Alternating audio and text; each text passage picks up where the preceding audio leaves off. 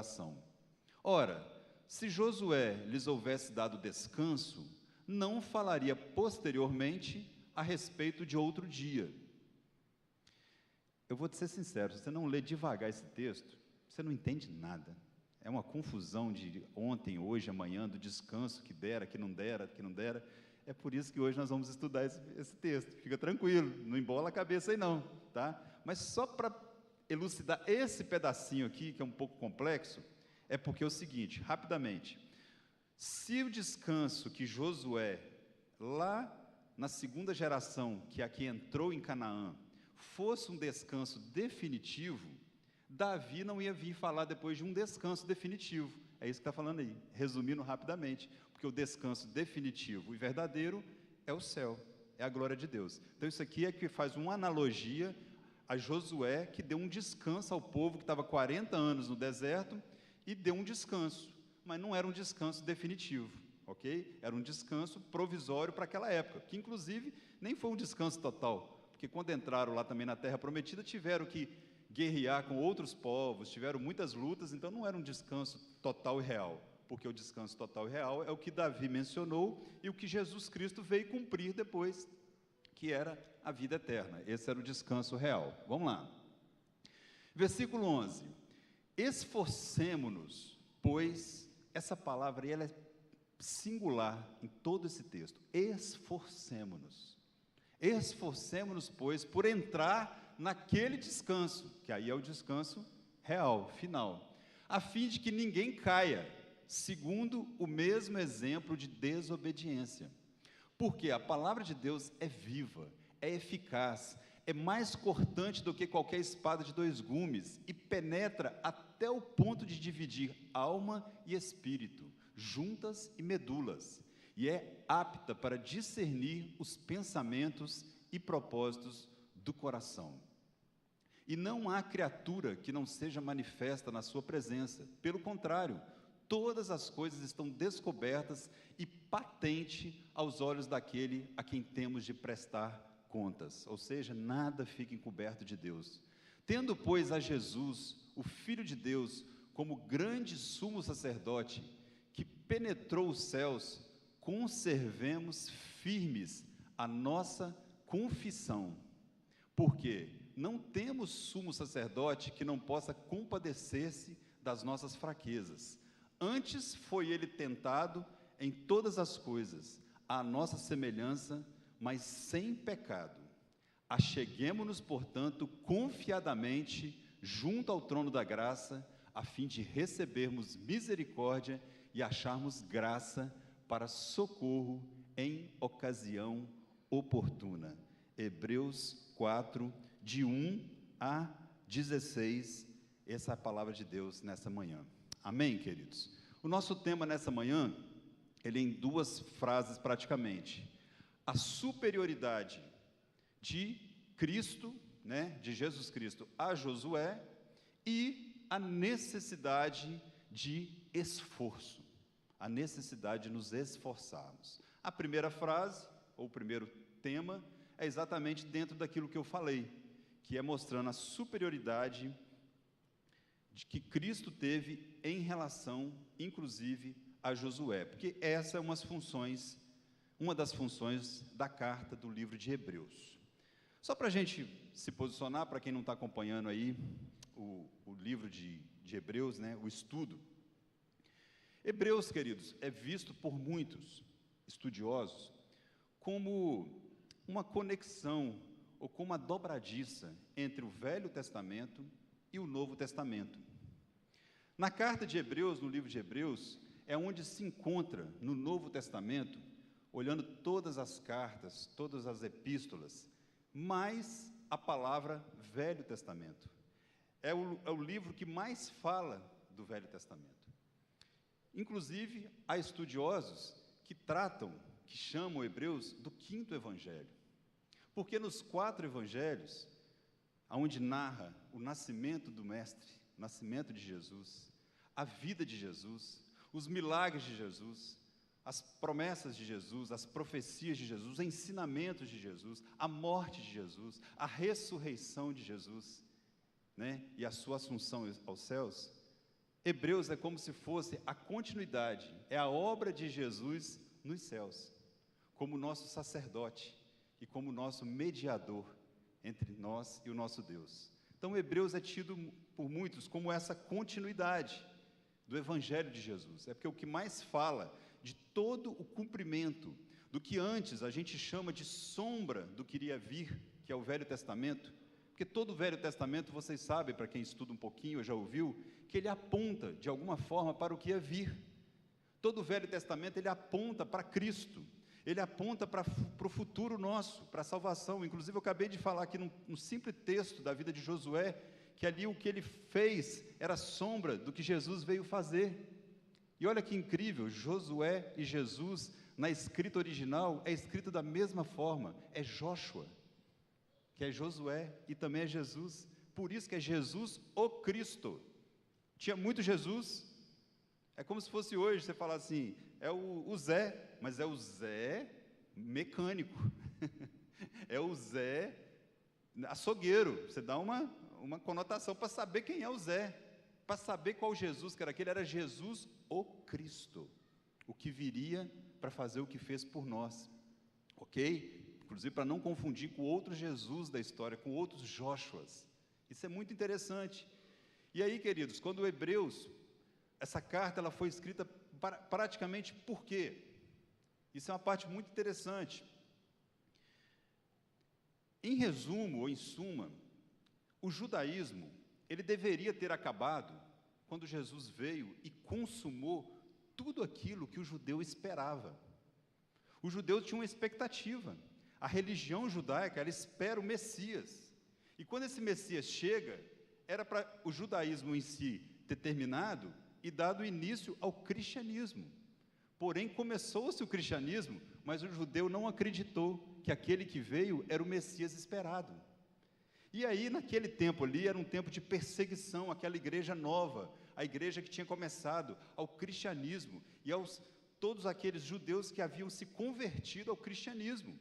Só que devido à perseguição ferrenha, devido aos ataques, devido a tudo aquilo que estava acontecendo ali, sufocando aqueles ex-judeus, muitos não estavam aguentando o tranco e estavam voltando às práticas judaicas.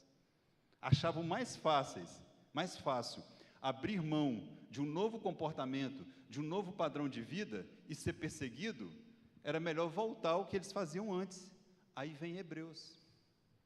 E aí, nós vimos no capítulo 1, no capítulo 2, no capítulo 3, o escritor da carta aos Hebreus, mostrando para aquele povo que Jesus Cristo tinha sido maior do que os anjos, tinha sido maior do que Moisés, que é quem tirou o povo, tinha sido maior do que Josué, tinha sido maior do que Arão, porque eram aquelas pessoas que os judeus veneravam, e como veneram até hoje, como o pai da fé, o libertador do povo. E aí esse capítulo, por isso que mostra de forma tão clara, que tudo aquilo que Josué fez para preservar a raça, judaica, para preservar o povo de Israel, cuidando ali naquele deserto e entrando na terra prometida, era muito inferior do que o supremo sacerdote, que é Jesus Cristo, é para nós hoje. Então essa carta, querida, é para nós também, nos lembrarmos todo dia que temos um supremo sacerdote, que era um sacerdote muito superior, que é um sacerdote muito superior do que todo sacerdote que já passou e que a Bíblia relata, que o sacerdote era quem? Aquele que fazia a ligação do povo com Deus. Lembra disso? O sacerdote não era o único lá no passado que podia entrar no Santo dos Santos para ter acesso ao Santíssimo. Se um homem comum, uma mulher comum tentasse fazer aquilo, ele era fulminado, porque o sacerdote, ele tinha aquela atribuição, aquela condição diante de Deus, de se achegar até Deus e não ser fulminado. E esse véu, querido, nós temos que lembrar que ele se rasgou, glórias a Deus. Hoje, todos nós, homens e mulheres, que cremos no sacrifício de Jesus na cruz, temos livre acesso ao Pai, somos de uma forma menor, mas não mais irrelevante, sacerdotes neste mundo, com livre acesso ao trono de Deus. E tem gente que não se apega a isso, esquece disso. E essa manhã nós vamos ter a oportunidade de estudar um pouquinho, falar um pouquinho sobre exatamente essa carta, que ela é muito preciosa, principalmente por esse pano de fundo que eu acabei de falar aqui. É uma sala grande, queridos, eu sempre falo isso, não é muito fácil da gente, né? Uma pessoa fala uma coisa, outra fala outra, que eu acho tão gostoso na sala pequena, né? Eu sou fã desse tipo de conversa assim, mas, é claro, fique à vontade, se veio algo aí na sua mente, que você acha que é muito relevante, que é legal colocar, né? E eu costumo dizer que também é bom a gente dar aquele timezinho, porque às vezes exatamente o que a gente pensou é o próximo tópico. Você acaba apenas adiantando o que a lição vai dizer. Mas se tiver algo aí, pode levantar a mão, o microfone chega até você aí rapidinho, tá bom? Inclusive dessa abertura aqui, de tudo que eu falei de pano de fundo. Alguém tem alguma dúvida? É isso mesmo que você pensava? Tem alguma coisa que você não encaixa bem com o que você acha ou gostaria de perguntar? Tem alguma coisa? Sei que não é um tempo difícil mas a gente pode depois estar conversando aí à parte. Tudo bem? Amém? Vamos seguir? Ok. Até aqui, queridos, o autor de Hebreus mostra Jesus, então, como um superior aos anjos, como eu falei, superior a Moisés, e agora, seguindo a linha do seu argumento, para encorajar os hebreus a ficarem firmes em Jesus, ele apresenta Jesus como superior a Josué, ok? O assunto principal deste capítulo é a necessidade de esforço. Lembra que eu falei lá daquela palavrinha? Esforça-te. Por quê? A palavra esforço também ela é traduzida por concentrar as energias na obtenção de um alvo. Isso é esforço. Quando você concentra todos os seus pensamentos, tudo que você tem, todas as suas forças, para conseguir um objetivo, você está o quê? Esforçando-se para aquele objetivo. A tradução literal da palavra ali, original, ela tem a ver com alguns verbos. Ela tem a ver com pressa, com seriedade e com diligência, ou seja, rapidez. Não é só um esforço, é um esforço rápido. É um esforço com pressa, né? Essa é a palavra original. Ela ressalta a preocupação séria com alguma coisa e o levar a sério as pessoas. Então, por trás dessa palavra esforço aqui, tem pressa, tem diligência, mas tem uma seriedade muito forte com pessoas, né? E com propósitos.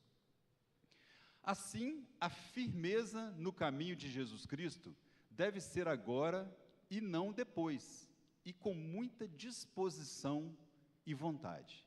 Então, só para abrir aqui um pontapé inicial na nossa aula, vale a pena uma pergunta: como eu e você temos seguido a Jesus? Temos nessa caminhada cristã nossa, não importa se foi mês passado que você começou nessa caminhada cristã, se foi domingo passado, se foi há 5 domingos atrás, que você entregou seu coração a Jesus, falou: Senhor, minha vida é tua, eu estou hoje caminhando. Ou se tem 50 anos que você fez isso, não importa, como tem sido? Aí é pertinente nesse momento aquela pergunta: tem sido com pressa e seriedade? Eu tenho aquela noção de que a nossa vida está passando muito rápido? Isso aí todo mundo tem, porque as coisas acontecem com uma rapidez, mas nós temos essa mesma noção de que o reino de Deus é rápido, as coisas acontecem rápido, sabe? Se Deus te falou algo hoje de manhã, ou na sua devocional de ontem, se Deus te falou aquilo ontem, é porque é para ontem, não é para amanhã, não é para outro dia. Eu tenho me preocupado com isso, queridos, de vez em quando. Sabe, a gente vai ficando, vamos falar a palavra certa, vai ficando velho, começa a vir neto, né, Enoque? A gente começa a ver que a vida está passando, né, Fabinho? E aí, quando você vê algo, Deus te mostra algo, e você só fecha a página e deixa passar, antigamente eu não me preocupava tanto com isso. Hoje me dá um certo peso, porque hoje às vezes você tem uma rede social, que uma simples frase que você posta sobre o reino de Deus pode ser o que uma pessoa precisava, e você não tem essa seriedade e essa pressa. Então eu acho que na nossa caminhada cristã, queridos, nós temos que entender o time de Deus. Isso é muito complicado, isso é um aprendizado. A gente vai passando anos. Essa ficha nunca caiu tão forte para mim, quanto uma vez, em uma das pregações, nos 4 anos e 4 meses que pastor Lucinho pregou aqui toda quarta-feira. Foram 4 anos e 4 meses, queridos, ininterruptos, com apenas 5 ou 6 falhas, que foi finais de semana, foram semanas que ele estava no exterior, em agenda internacional, e não pôde estar aqui. Eu gosto de lembrar isso, para vocês verem o nível do caráter do Lucinho, que é um amigo que Deus me deu e deu à nossa igreja, e que muito eu aprendi com ele. E numa das palavras dele, que eu nunca esqueço, graças a Deus por isso, é que ele estava ali pregando, todo animado, e falando uma série de coisas sobre este assunto, sobre a urgência que é a nossa caminhada, o evangelho que passa através da nossa vida. E ele disse o seguinte, Chayuca, ele falou assim: eu fico imaginando, eu estar hoje na presença de Deus, e todo feliz, porque eu fiz isso, porque eu sou líder da célula tal, eu sou não sei o quê, eu sou um professor de escola dominical, eu sei lá, eu sou alguma coisa, estou todo feliz diante de Deus, e Deus olha para mim e fala assim: está atrasado só 10 anos na minha agenda, já era para você estar em outro estágio, já era para você ter passado essa fase há muito tempo, eu já tinha coisas muito mais, eu já te preparei, eu já te abri portas, eu já dei muitas coisas para você estar em outro. Ai, queridos, o dia que ele falou, me deu um medo, Fábio. Não é chocante você imaginar que perante Deus você está fora da agenda? Você está atrasado naquilo que Deus tem para mim e para a sua vida, aquilo que Deus tem para a sua família, aquilo que Deus tem para a sua vida pessoal. Então, dorme com essa preocupação aí também, só eu que dormi. Com desejo intenso, ou seja, com diligência, com rapidez, ou com preguiça e desânimo. Como tem sido a nossa caminhada cristã? Tem sido assim: vou lá, é domingo eu não sei fazer outra coisa, vou para a igreja de manhã, mas num desânimo, com a vontade de que alguém fala assim: não precisa de não, meu filho. Quem é filho e está debaixo de pai, quem é esposo, doido para a mulher falar assim: vamos hoje não? Vamos fazer não sei o quê? Você até ora a Deus, já pensou? Que pecado? No sábado, fala assim: eu vou orar para minha esposa acordar, querendo fazer outra coisa. Tem gente dando um sorrisinho que você já fez essa oração, né? Ou vice-versa. Queridos, pelo contrário, a nossa caminhada com Deus tem que ser com diligência, com vontade de ir, com vontade de estar junto, com vontade de fazer. Deus me deu a oportunidade, com 15 para 16 anos, eu saí de casa. E aí foi um choque, queridos. Não foi um choque porque eu saí de casa, não. Foi um choque porque eu tinha decidido por mim mesmo, se eu ia na igreja, eu não ia domingo de manhã. Pensa um menino que tinha 15 anos da vida dele, que nunca tinha passado um domingo sem ir de manhã na igreja. Inclusive, quando vinha passar férias na praia, em Iriri, meu pai e minha mãe achavam, não sei como, uma igreja. Eu nem sabia que Iriri existia igreja, mas eles achavam. A gente ia em cada igreja esquisita, porque tinha que ir na igreja no domingo de manhã, e não podia ir na praia no domingo. Pensa, um mineiro, passando 10 dias na praia, você perder 2 domingos. Era um prejuízo terrível. Glória a Deus pela vida do meu pai e da minha mãe.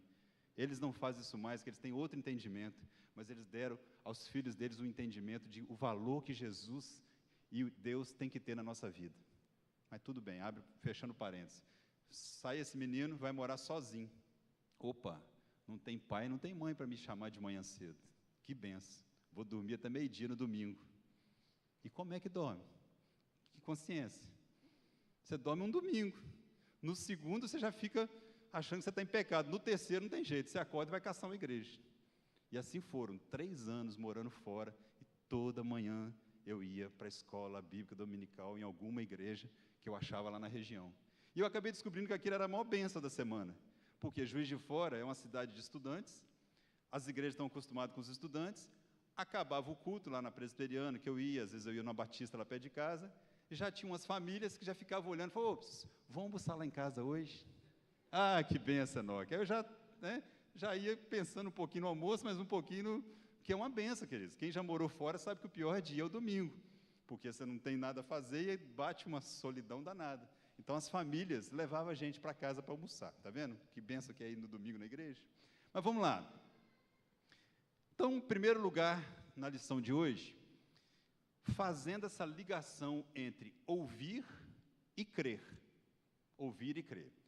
O capítulo 3 termina com uma séria advertência sobre o fracasso dos israelitas, que não entraram em Canaã. Se olhar o versículo 19, se não me engano, deixa eu ver se é ele mesmo, é o 19 do capítulo 3, que é exatamente onde acaba, ele acaba com a seguinte frase, o capítulo 3: vemos, pois, que não puderam entrar, né, na terra prometida, por causa da incredulidade.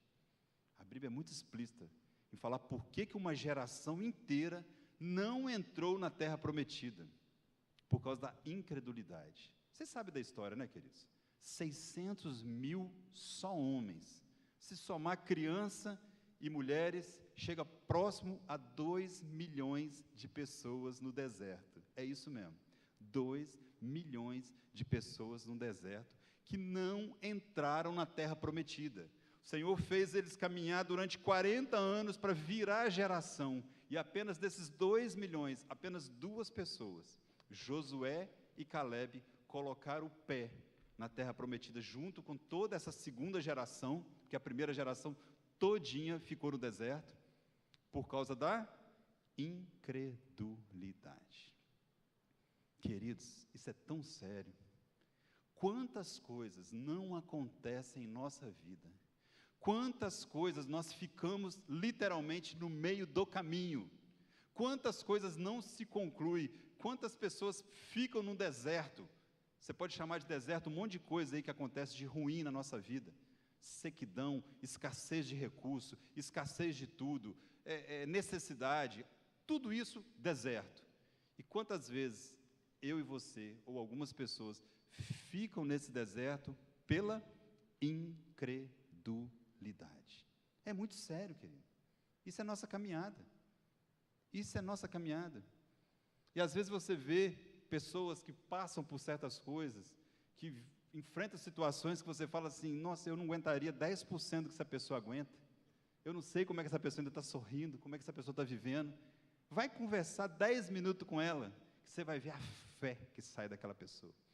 Você vai ver o tanto que ela é crente, no bom e no real sentido da palavra, crer em Cristo, crer nas promessas de Deus. Isso são os crentes. É exatamente o contrário de incrédulo. O versículo 1 tem 3 palavras que merecem destaque. Qual que é o nosso versículo 1? Temamos, portanto, que, sendo-nos deixado a promessa de entrar no descanso. Toda vez que você vê a palavra descanso nesse texto, é vida eterna, tá, queridos? Descanso é eternidade, descanso é céu, ok? Então, sendo-nos deixado a promessa de entrar no descanso de Deus, suceda parecer que algum de vós tenha falhado. Alguns dos judeus dos hebreus ali, para quem essa carta foi destinada, estavam exatamente da forma que eu acabei de falar, ficando pelo deserto, retrocedendo, voltando ao que eram antes, por não aguentar o deserto, por incredulidade de que tinha um Deus que os guiava também no deserto, porque é difícil, querido. Você tem um Deus, ou melhor, você crê num Deus que te guia no asfalto, que te guia no paviesse, igual estamos aqui em frente, pavimentado, com parada, sinalizado, com banheiro, com faixa, com supermercado. É legal, você tem um Deus que te guia. É fácil de crer nesse Deus, mas crer num Deus que te guia no deserto é mais difícil. Não é todo mundo que confia que Deus também está nesse negócio, que Deus também está guiando. Mesmo tendo sinais, olha que coisa, mesmo tendo uma nuvem que te protege do sol, e tendo uma coluna de fogo que ilumina a noite e te protege do frio, as pessoas têm dificuldade de crer. Porque no primeiro dia, você crê que é Deus que mandou a nuvem. No segundo dia, você crê que é Ele que mandou a coluna de fogo. Lá para o 10º dia, você já acha que é normal. Lá por 2 meses, isso aí todo dia mesmo, não tem nada a ver com Deus, não. Isso aí faz parte da natureza. Está pegando aí, queridos? Coisas que Deus te dá todo dia, como simples ar, como a simples saúde, como simples, sei lá, qualquer coisa que Ele nos dá, e para o final você nem acha mais que é Deus que está te dando, que isso faz parte. Não, queridos, Tira Deus um minutinho a mão dele, a graça dele sobre nossas vidas, você vai sentir o deserto quente. A gente vai sentir o deserto como é quente. Então, as 3 palavras desse versículo são as seguintes. Eu estou vendo muita gente colhida, está muito frio, galera. Tá? O Claudete, desliga aqui, fazendo favor, o número 2. Deixa só o número 1 ligado aí, que aí nós temos 2 aqui, o 1 é só aqui, o 2, só desligar o 2. Oi, fala aí, Uca.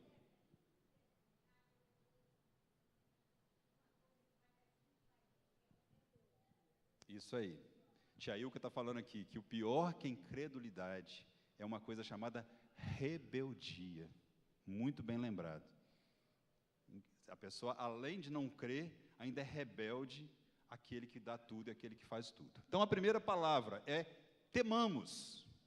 Temamos, querido. Nossa geração tem medo do que não deveria ter. Por exemplo, que medo de não fazer alguém feliz. Ai, que medo de eu não ser feliz. Essa geração nossa tem um negócio com ser feliz, que é uma coisa do outro mundo. Dá até a impressão que Deus nos colocou, nos criou, nos formou para ser feliz. Eu nunca vi isso na Bíblia, para ser sincero. Eu vejo na Bíblia que são felizes aqueles que fazem a vontade de Deus. Mas eu nunca vi que Deus fez você para ser feliz nessa terra que jaz no maligno. Então tem uma dificuldade de compreensão. Mas o mundo, as blogueiras, a internet, nos dá aquela sensação de que nós fomos feitos para ser felizes. E preocupamos com isso. E morremos. Eu não consegui fazer o Enoque feliz ontem. Não vou dormir com isso. Estou preocupado. Vou marcar uma reunião com o Enoque para ver o porquê ele está levemente triste comigo. Vocês estão me entendendo? Eu estou fazendo aqui mas é por aí, né? Com o que, na verdade, a gente deveria se preocupar muito mais? Não tem medo do que deveríamos ter, que é medo da perdição eterna, por exemplo. Em geral, o medo, querido, é condenado. Não é uma coisa legal você ter medo. Mas esse medo deve ser considerado com seriedade. Temos medo da perdição eterna? Isso nos move a alguma direção? Qual direção? Esse tipo de aula de escola dominical, queridos, ela fica até meia, vou usar uma palavra também, démodé. Fica meio fora de moda. Eu sou de um tempo, Pretinho, que tinha dia que eu saía da igreja com medo. Medo. Né, Enoque? Eu era criança, tinha pastor que eu ficava com raiva do pastor no final do culto. Pensa um menino de 8 anos, 9 anos, e você saía segurar na mão do pai, eu não vou para o inferno não, né? Você queria ouvir do seu pai que, por quê? Porque se pregava a palavra de Deus, que diz que todo aquele que não aceita, não abre seu coração para Jesus Cristo, e aceita o plano perfeito dele para a nossa vida, que foi morrer no nosso lugar pelos nossos pecados, quem não aceitar isso, tem a perdição eterna, também conhecido por inferno, também conhecido por fogo, chofre e ranger de dente. Quanto tempo tem que você não ouve a palavra fogo, enxofre, ranger de dente? Tem um tempão que a gente não ouve essas palavrinhas. Isso não soa bem, querido. Isso não dá like, isso ninguém quer ouvir. Mas isso é a palavra de Deus, isso é que a gente segue, é o cristianismo. E a gente tem que ter medo, o bom medo disso. Sabe? E essa palavra, se a gente trouxer para o correto, é temor. Temor. Temor do Senhor. Não podemos nunca perder o temor do Senhor. E o temor do Senhor, querido, é a maior bênção que tem na vida de um homem e de uma mulher de Deus. Sabia disso? É. Mas como assim, pastor? O temor é. Sabe por quê? Tudo que você faz, que você acha certo ou errado, está aqui. O seu homem, a mulher consciente que existe em você, né, o seu coração, que a gente diz assim, e tem ali um aferímetro de o que você acha certo, o que você acha errado. Legal. Pegar a coisa de alguém, o que não é seu, é certo ou é errado? Errado. Então, o aferidor de moral, de ética, te acusa. Né? Quando você está ali, numa determinada situação, caiu uma notinha de R$50 na sua frente, você já vai caminhando na rua, uma pessoa, sem querer, do bolso dela, caiu uma notinha de 50. pessoa pega a notinha de 50 e fala, opa, Deus me abençoou, e você põe ela no bolso. Estava precisando, Deus ouviu minhas orações. O seu aferidor de moral e ética vai dizer, pé, pé, pé. Está errado. Você já pega a notinha e fala, caiu aqui, ó. Acabou. Você fez o que é certo, sua consciência mandou, seu coração ficou tranquilo, você foi para casa e falou, eu sou a melhor pessoa do mundo, mais justa. Né? Ser homem ou mulher, casado, né? A pessoa vai, alguém dá um mole na sua frente, te dá uma cantada, dá uma indireta, sei lá o quê, né? A sua moral e a sua ética fala, opa, vou sair fora disso, que é laço. Aí você muda a agenda, você muda de academia, você muda a rua, você muda alguma coisa, você faz alguma coisa para não cair naquele engodo que está se aproximando de você, ok? Por quê? Você tem um aferidor interno. Só que esse aferidor interno, querido, ele é humano e pecaminoso. E a Bíblia fala que do nosso coração procede a vida, mas também procede a morte. Nem nós conhecemos exatamente quem nós somos, a porcaria que nós somos. E um dia vai bater alguma coisa e que esse aferidor seu de moral e ética pode dar pane, porque ele é humano. E ele é feito de carne e osso. E aí você cai. Aí você cai. Por quê? Porque você confiou na sua força. Você confiou no seu coração. Você confiou no seu pensamento. Eu queria te dar uma triste notícia. Você não é digno de confiança, nem eu. Só que aí, queridos, tem o temor do Senhor. Glória a Deus por isso. Porque aí, quando eu sou fraco, é o Senhor que me fortalece. Aí, quando, querido, eu viro, esse ano, se Deus quiser, ano que vem, a gente faz 30 anos de casado, né, com a minha linda, maravilhosa, abençoada esposa. Amém? Amém. Pastor, você já traiu sua esposa alguma vez? Não, querido, graças a Deus. Você já teve vontade, pastor? Talvez sim. Nesses quase 30 anos, o coração humano pode ter passado por algumas coisas. Mas então, por que você nunca fez nada? Porque você ama ela demais? Também. Mas não tem amor que segura um homem ou uma mulher que quer fazer besteira. Mas tem o temor do Senhor que segura um homem ou uma mulher de fazer qualquer coisa. Porque quem é aquele que quer cair debaixo das mãos de Deus? Cair debaixo da mão de uma mulher, de um homem, de um chefe, da polícia, ok, a pessoa encara. A pessoa encara. Quantas pessoas falam, não, vou fazer mesmo, se eu for preso, não estou nem aí. Eu pego ali de 5 anos, 4 anos, depois eu sou solto. E a pessoa encara.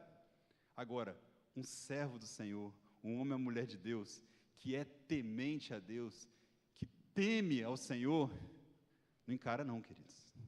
Não encara não. Eu já falei aqui, muitos sabem disso, eu sempre tive um zelo muito grande com o financeiro, com as coisas que vêm à minha mão, pessoalmente, na administração daquilo que Deus sempre me deu, sempre fui organizado, sempre tive planilha, sempre, e trato com muito zelo. Mas um dia, Deus colocou na minha mão os valores da casa dele. Ah, querido, que temor, que raiva que tem hora que dá. Porque eu perder R$5, ok. Rogério, você perdeu os R$5 sem querer, você foi relapso, ficou lá num canto, você se perdeu, ok, eu ganho outro. E se eu perder esses R$5 do meu Deus? Dorme com um barulho desse? Não dá, queridos. O temor do Senhor me dá um medo, um temor de fazer a besteira, sabe? Eu até brinco com o pessoal, às vezes alguém chega assim e fala, pastor, aqui, ó, isso aqui é aquele dinheirinho lá que sobrou um troco daquele negócio que eu comprei para a igreja, toma aqui. Dá vontade de fazer, não, querido, não me dá agora não, me dá segunda-feira, lá no escritório. Mas não, eu pego da pessoa e coloco no bolso esquerdo. É o bolso da igreja. O bolso direito é o meu. Se por um acaso eu chegar em casa com alguma coisa no bolso esquerdo, já fica separadinho, fala, esse aqui amanhã tem que ir para não ter problema, queridos. Pensa, se eu faço a confusão, eu quero dormir com isso? É nunca. É nunca.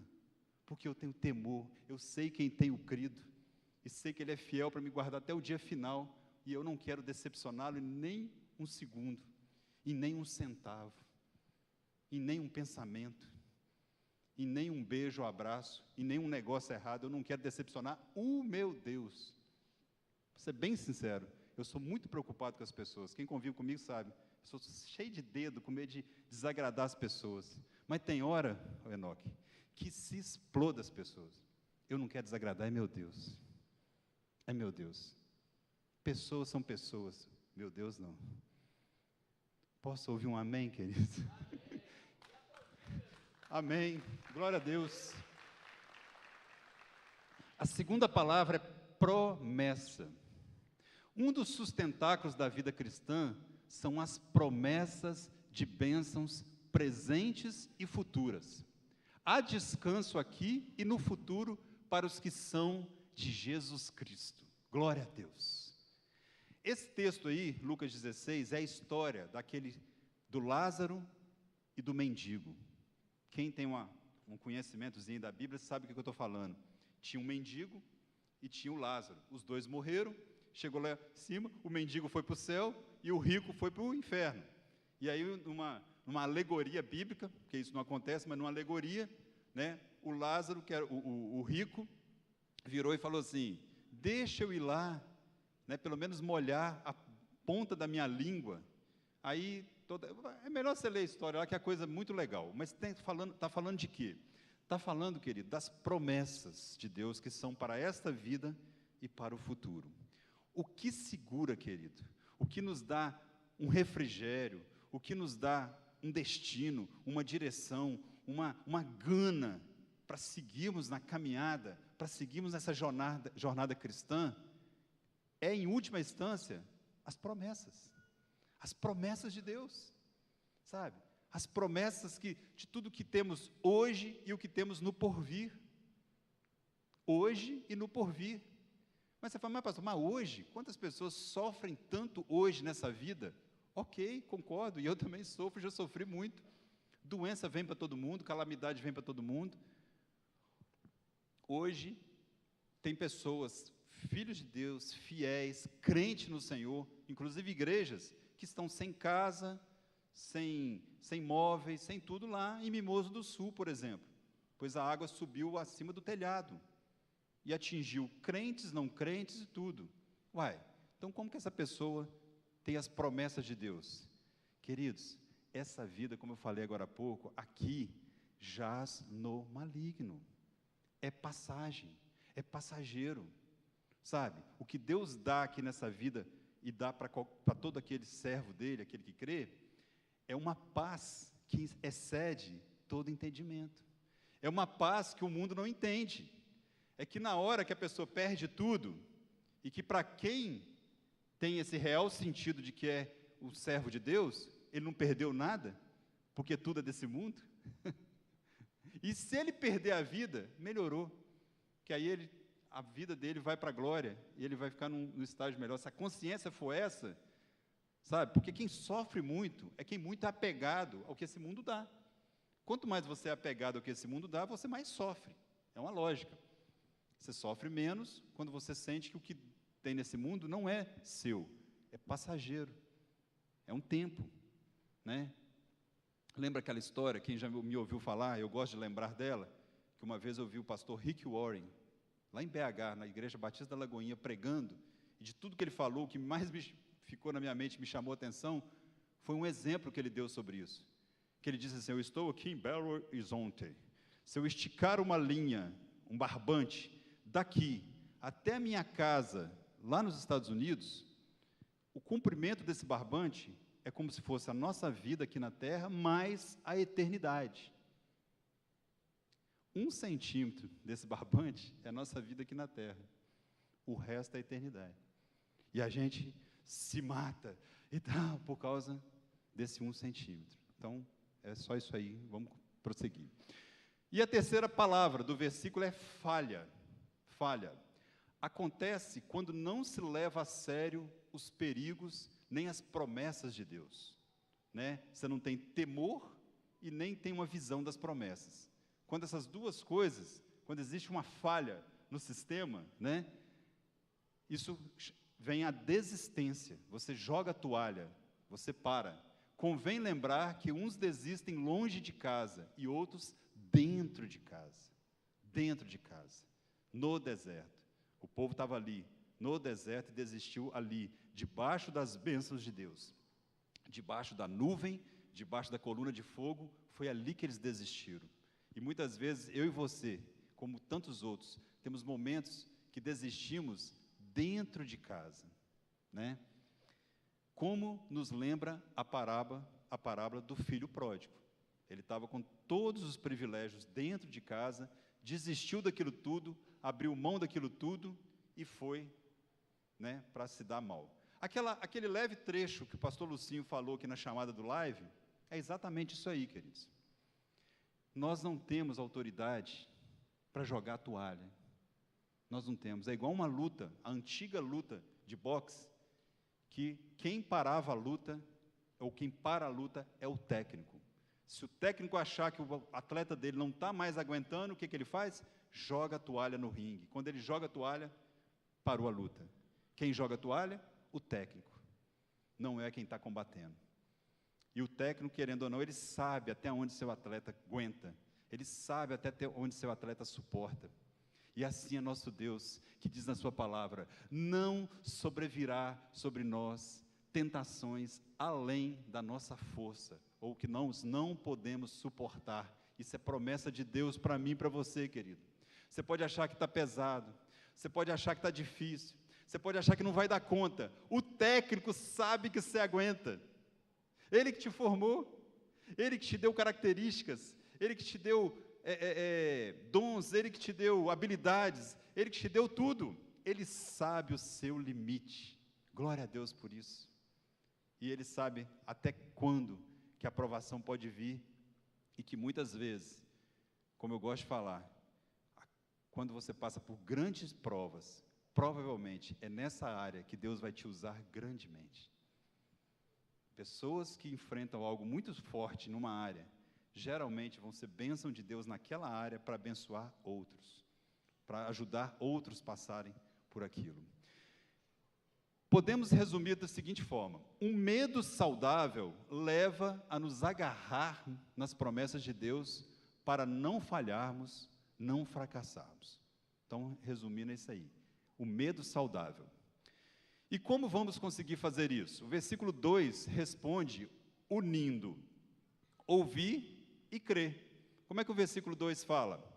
Porque também a nós foram anunciadas as boas novas, como se deu lá com eles. Né? Quando ele está falando nós e eles, nós aqui, o povo atual de Hebreus, e eles era o povo de Deus lá no deserto, né? Porque também a nós foram anunciadas as boas novas, como se deu também com eles. Mas a palavra que ouviram não lhes aproveitou, visto não ter sido acompanhada pela fé, né, naqueles que a ouviram. Eles não creram naquilo que ouviram, e por isso fracassaram, por isso ficaram pelo caminho. É o que está falando aí no versículo de baixo, no tempo de baixo. O esfriamento na fé é uma declaração de que Deus não é tão sério assim na sua vida. Frase forte, né? Toda vez que alguém se esfria na fé, ela está implicitamente ou explicitamente declarando que Deus não é tão sério assim para mim. Eu não levo Deus tão a sério assim. Ok? Como está a nossa fé, queridos? Como vamos nos esforçar? Né? É uma pergunta para cada um de nós nessa manhã. Como está a nossa fé? De que tamanho que ela está? Que peso que ela tem na nossa vida? Que tamanho é o medo bom, o medo benéfico que eu tenho? E que tamanho é a minha confiança nas promessas de meu Deus? Essa é a pergunta. E aí, a pergunta vem: como nós vamos nos esforçar? Né? Como que seria esse esforço? Primeiro, compreendendo que já possuímos um descanso, que está lá no versículo 3 a 7. É interessante notar como o autor se refere aos leitores. Ele está escrevendo para pessoas que estão considerando seriamente a possibilidade de abandonar Jesus, mas ele se dirige a elas como se eles não fossem abandonar. Nos versículos 1 e 2, ele fala de pessoas que desistiram, mas aqui ele se inclui, né, e diz: Nós, porém, né, nós, porém, somos daqueles que não retrocedem, né? Ou seja, conosco é diferente. Nós cremos, nós não desistimos. Que grande pastor é esse autor aos Hebreus? Nós precisamos ser assim com as pessoas, queridos. A definição de evangelismo é o quê? É um mendigo dizendo a outro mendigo onde tem o pão. Essa é uma definição clássica de evangelismo. Um mendigo dizendo a outro mendigo onde encontrar o pão. Ninguém pode se achar o dono da padaria.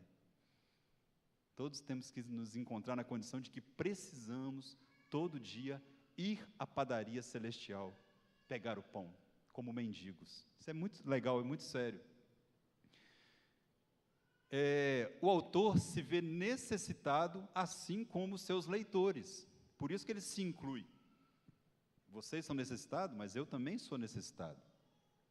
Toda a argumentação destes versículos é para mostrar que aqueles que têm Jesus, que o recebem, já entraram no descanso de Deus. Mas que descanso é esse? Ali, aquele versículo que eles citam ali, é aquele que fala assim: mas a todos quantos o receberem, deu-lhes o poder de serem feitos filhos de Deus. Ok? A saber, os que creem em seu nome. É um versículo chave e que gera muita confusão, mas é o que a Bíblia diz. Todos são criaturas de Deus. Quando alguém fala assim, mas todo mundo não é filho de Deus? Filho de Deus, João 1,12.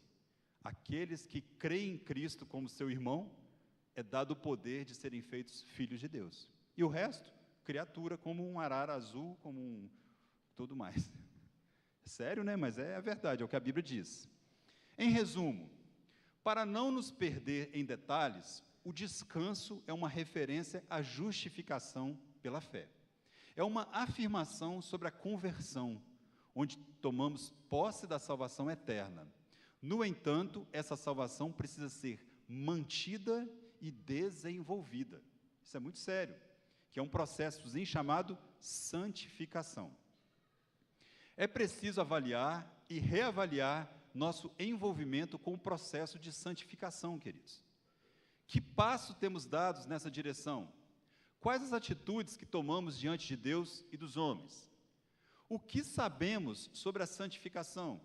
É um assunto que você procura saber, você procura se aperfeiçoar nessa matéria, a matéria da santificação? Investimos tempo estudando essa verdade na Bíblia? De forma muito simples, o que a gente tem que ter em mente sempre é que todos nós, toda a humanidade, ela caminha de alguma forma para a perdição. Desde o dia que nós nascemos em pecado, todos nós estamos numa marcha chamada perdição. Não tem essa ou aquela.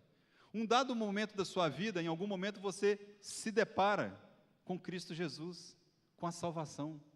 E aí, se você o aceita, se você aceita o sacrifício dele na cruz, você toma o caminho diferente da manada.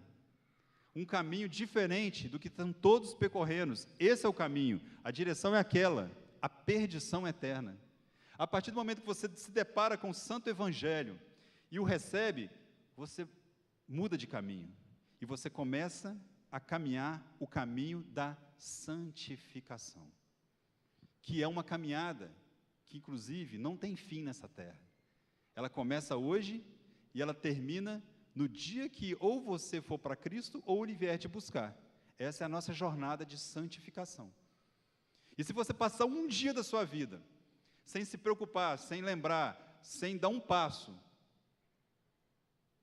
para a santificação, você está um dia atrasado nesse processo. E provavelmente, naquele dia, você pode retroceder alguns passos na sua caminhada cristã. Porque a santificação é todo dia, todo dia. O que é a santificação? Para quem não é novo aqui, em palavras chulas e simples. É você tentar, como diz aquele versículo, sair fora de todo peso que tenazmente, tenaz é cola, gruda na gente, todo o peso desse mundo, você ir conseguindo se desvencilhar de todo o peso e ir caminhando. E santo, a palavra quer dizer puro, quer dizer separado. Vocês se separando de tudo que o mundo coloca no meio do caminho. É mais ou menos isso aí, que é a caminhada de santificação. E vamos então, terminando aqui, como vamos nos esforçar? O segundo, lembrando-nos do descanso final dos santos. Tá? Depois, toda essa parte aí está na nossa apostila lá, se você a tem no PDF, como eu falei, vale a pena você ler o texto dessa segunda forma que nós temos de nos esforçar, que é lembrando do descanso final. Né? Josué levou o povo a entrar em Canaã, foi um descanso, mas a vida na terra prometida demonstrava que ainda há um descanso futuro, e que será eterno. Né? Como eu disse, lá naquela terra, eles continuaram tendo lutas, eles continuaram tendo que enfrentar batalhas, inclusive até perderam algumas, mas o descanso real e final é a vida eterna, não é esse descanso que é oferecido neste mundo. E aí vai ter todo um texto sobre isso, eu vou pegar só o próximo, o item 4. Como vamos nos esforçar? Fugindo do auto-engano. Versículo 12 e 13. O que é o auto-engano, queridos? É o que nós o tempo inteiro estamos propensos. Lembra que eu te falei? A nossa mente, o nosso coração é enganoso. É enganoso. Eu sei disso, eu acabei de falar para vocês, só que além de eu saber e vocês saberem, o inimigo sabe disso. E aí ele usa o auto-engano contra nós. Ele joga nós contra nós mesmos. E é uma das grandes armas do inimigo, é fazer com que você mesmo seja o seu inimigo principal. Então, temos que correr do auto-engano lá. O pecado tem seus enganos atraentes. A Bíblia mostra isso em várias ocasiões. O homem, não poucas vezes, também tenta se enganar para justificar uma crença ou um comportamento. Os hebreus poderiam pensar que tinham justificativas para desistir.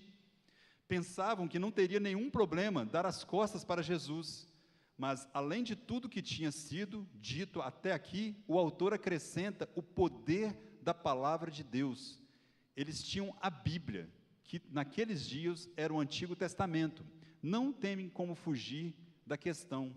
E por quê? Porque aí é o versículo 12, queridos, quando fala o que é a palavra de Deus, porque a palavra de Deus é viva e eficaz, mais cortante do que qualquer espada de 2 gumes, e penetra ao ponto de dividir alma e espírito, juntas e medulas, e é apta para discernir os pensamentos e propósitos do coração. Queridos, leia a palavra de Deus, leia a Bíblia, encha-se da Bíblia. Quanto mais você se encher da Bíblia, vai acontecer isso aqui, Conhecer a Bíblia é conhecer a Deus. Quem muito sabe de Bíblia, muito sabe de Deus. Quem pouco sabe de Bíblia, pouco conhece do Pai. E é assim. E quanto mais você conhece, mais você ama. Quanto mais você conhece, mais você confia. Então, conhece pouco a Bíblia, conhece pouco o Pai. Ama pouco o Pai, confia pouco no Pai. Será que nossa dificuldade em ler, estudar, meditar na Bíblia não se deve ao fato de que temos medo de não termos como nos auto-enganar? Medo do que a Bíblia vai expor, trazer à tona? É isso mesmo, é verdade. Ninguém quer todo dia de manhã ter alguém te acusando. Já chega às vezes o esposo, já chega a mulher, já chega os filhos, você ainda tem a Bíblia apontando o dedo para você e falando aqui, isso aqui você está errado. Aí fala, eu não vou abrir esse livro não. Ah, querido, não fuja não, você está fugindo de Deus. Em último caso, em última instância, você está fugindo de Deus, você está fechando a boca de Deus na sua vida, você está fechando a boca de Deus na sua casa. E boca de Deus na sua casa não é Bíblia aberta, no Salmo, sei lá qual, lá em cima do móvel, não, é Bíblia aberta e lida por você. Isso é boca de Deus na sua vida. Tem gente que adora ouvir Deus, né? Adora ouvir Deus, mas na boca dos outros. Vai atrás dos outros. Aqui, ora aqui por mim, estou precisando de ouvir Deus falar. Vê o que Deus revela aqui para mim. Tem gente que chega exatamente com essa frase: pastor, ora por mim para me ver o que Deus tem para me falar. Ah, queridos, a gente é educado, né? Mas dá vontade de falar assim: você já abriu sua Bíblia hoje? Para ver o que Deus vai te falar hoje? Mas a gente não fala, não, a gente ora por educação, e Deus é generoso, é gracioso e fala. O problema é esse, aí eles ficam mal acostumados. Se tivermos coragem de enfrentar a Bíblia e nos enfrentar, teremos forças para continuar. Essa é a frase, queridos. Coragem para enfrentar a Bíblia e coragem para enfrentar nós mesmos, nossos pensamentos, nossas vontades, nossos desejos. Aí nós teremos força para continuar. E, por último, como vamos nos esforçar? Lembrando que Jesus se compadece de nós. Esse texto é maravilhoso, depois você leia lá na sua apostila, que é o versículo 14 e 16, né? Porque no 12, o autor usa a expressão dolorosa sobre o pecado. Ele diz que o pecado nos assedia tenazmente. O pecado nos assedia. Assédio, querido, inclusive é crime, de tão sério que é assédio. E é o que o pecado faz com a gente, assedia. Que o inimigo não fala o quê? Estou ao derredor, procurando a quem tragar. Isso é assim o tempo inteiro. Ou seja, ele vai estar assediando. O pecado insiste em nos rondar. Ele não dá trégua, não faz as pazes conosco, está sempre à estreita, bate a porta todo dia, o dia todo. Além disso, as lutas contra o pecado e o próprio pecado nos fazem sofrer intensamente na mente e no corpo. E o autor sabia que a Bíblia, não poucas vezes, nos espreme, nos aperta. Isso traz, algumas vezes, cansaço. Mas como bom pastor, que é o autor, e o autor entra com mais um remédio, para que os leitores continuem se esforçando para permanecerem firmes com Jesus. Por quê? E por ele e por nós podemos permanecer. E por que eles e nós podemos permanecer firmes? Né? Ele explica: porque temos diante de Deus a Jesus como nosso sumo sacerdote, o que nos apresenta, o que apresenta as pessoas a Deus, que se compadece de nós em nossas fraquezas. E uma das principais razões para isso é que ele foi tentado em todas as coisas da mesma forma que somos, mas sem pecado. Daí vem a máxima: a tentação não é um pecado. Cair em tentação, sim. Apesar que não poucas vezes traçar a linha divisória entre tentação e o pecado é muito difícil, é um desafio. Mas fica aí a dica: ninguém se sinta menor, ninguém se sinta em pecado por estar sendo tentado. Tentado, querido. A tentação, ela está aí, todo dia. É função do inimigo fazer isso. Se ele não fizer, ele está sendo mau funcionário, lá os seus demônios estão trabalhando mal. Então, é a função deles. E não se sinta menor, nem se sinta em pecado por estar sendo tentado, tá? Por isso, podemos nos achegar ao trono da graça. Que expressão mais linda! Aqui vemos o reinado, o domínio e o senhorio da graça, que é o reinado de Jesus Cristo em nossa vida. Como isso é feito? Como nos achegamos ao trono da graça? Usando os meios de graça com confiante ousadia, que é batismo, santa ceia, oração, meditação, participação nos cultos, jejuns e etc, etc, etc. Isso são os meios de graça que Deus nos dá, que nos permite, ter um alívio nesse mundo de tantas coisas que nos acometem, de tantas tentações. Que valorizemos mais os meios de graça que Deus nos dá. Os meios de graça. Um culto como esse, querido, é um meio de graça que Deus nos dá. Um EBD é Deus nos providenciando uma graça. Não sei, quem sabe tinha tempo que você não parava para pensar nesse aspecto do Evangelho. Olha só, a graça de Deus sobre a sua vida, a graça de Deus sobre a minha vida, de rever, de revisitar esse assunto, me fez tão bem. Essa semana eu lendo, relendo, ouvindo algumas coisas para tentar trazer algo pertinente para os irmãos, me fez um bem revisitar. E aí minha oração é: obrigado, Senhor, pela tua graça sobre a minha vida, de relembrar que o Senhor é que nos dá tudo isso. Amém, queridos? devemos nos esforçar, continuar, insistir e permanecer na caminhada com Jesus. Ele mesmo está trabalhando em nós. Todo e qualquer esforço nessa caminhada tem garantia de sucesso.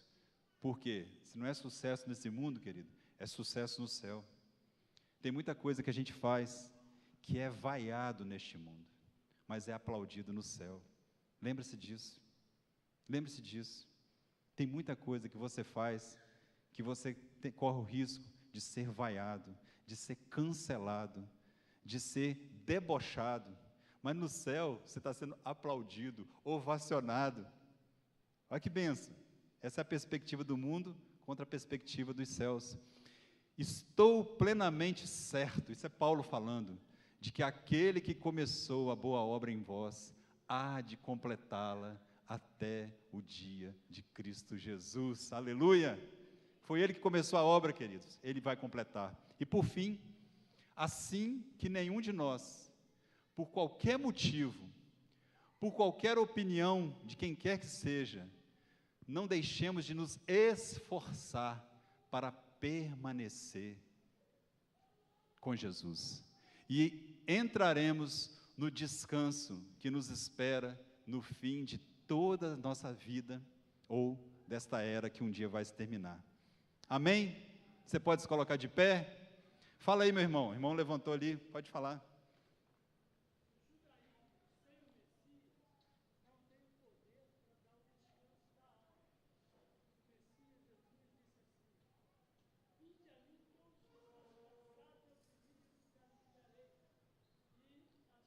Descanso para a minha alma. Aleluia, glória a Deus. O irmão acabou de lembrar que o judaísmo, sem o Messias, não dá descanso a ninguém. E eu vou completar, meu irmão. É por isso que tem tanta guerra. Que falta-lhes o descanso, né, que eles não têm, porque ainda não reconheceram o Messias. E é fruto das nossas orações. Amém? Acho que acabou, né? Glória a Deus. Queridos, a minha oração é que nós, assim como essa lição nos disse, possamos ter essa garra, esse medo santo de desanimarmos, como o povo de Israel desanimou no caminho por causa da incredulidade. Deixaram de crer no Deus que os direcionava o caminho. E aí, como os judeus nessa época aí, esses hebreus que também estavam desanimando por causa da pressão do mundo, a pressão do mundo. Então, que eu e você, que também suportamos, ou melhor, que sofremos hoje, pressões, queridos, pressão psicológica, pressão talvez física, todo tipo de pressão por causa do Evangelho. Ó, fica bem claro, queridos, pressões por causa do Evangelho. Não confunda, se você não deixa de pagar alguém e o cobrador está te pressionando, esquece, não é por causa do Evangelho, é porque você é ruim de paga, tá? Isso é outro tipo de pressão, mas a pressão por causa do Evangelho, glória a Deus, Deus te dê força, te dê capacidade, te dê ânimo santo para suportar essas pressões, porque o descanso é garantido. O descanso que Deus, pela sua graça, muitas vezes nos dá alguns momentos de descanso nesse mundo, porque Ele é tão bom, e passa-nos por momentos de descanso, mas o descanso real e eterno é o que nos espera, é a glória de Deus. Amém? Pai, louvado seja o Teu nome, Pai. Obrigado por essa manhã, Deus, onde o Senhor nos permitiu lembrarmos mais uma vez dessa maravilha que é o Evangelho do Senhor. Obrigado, Deus, porque nós aqui que estamos estudando, Pai, na sua grande maioria, não somos daqueles que retrocedem, Pai, não somos daqueles que desistem, muito pelo contrário, estamos aqui com o intuito de aprender mais do Senhor, de avançar para podermos, Pai, resistirmos ao maligno e resistirmos a tudo que este mundo nos impõe, Pai. Mas nessa manhã, Pai, de forma muito especial, se tem alguém aqui, nesse auditório, ou se tem alguém escutando, ouvindo essa palavra, sabe lá onde for, Pai, e que está passando por um momento de pressão, Pai, além do normal, uma pressão do mundo, Pai, um cancelamento em alguma parte, algum tipo de pressão no trabalho, na família. Oh Deus, que essa palavra dessa manhã tenha servido para dar um renovo, Pai, para lembrar que o Senhor já venceu o mundo, Pai, que o Senhor é o supremo sacerdote que intercede por nós, e que pela Tua graça, nós podemos sim suportar, porque o Senhor sabe muito bem até onde é a nossa força, e assim que Teu Santo Espírito vá de encontro às necessidades de cada um, de forma especial, aqueles que estão precisando hoje de um consolo especial, que estão precisando hoje de uma força especial, que estão precisando hoje de um poder que só o Teu Santo Espírito pode vir sobre a vida dela. Assim eu te oro, Pai, em nome de Jesus, em nome de Jesus. Queridos, que a boa mão de Deus acompanhe cada um de nós, que a graça, a maravilhosa graça do Espírito Santo de Deus, que nosso Jesus Cristo e nosso Deus Pai te acompanhe na sua caminhada, na sua luta, na sua jornada, te dando descanso sim, hoje, mas acima de tudo, não deixando você perder a perspectiva do descanso eterno que Ele tem para cada um de nós, em nome de Jesus, amém, amém. Deus te abençoe, querido, até às 7h, se Deus quiser, fique com Deus. Desculpa aí que estava sem um relógio na minha cara ali, passei alguns minutos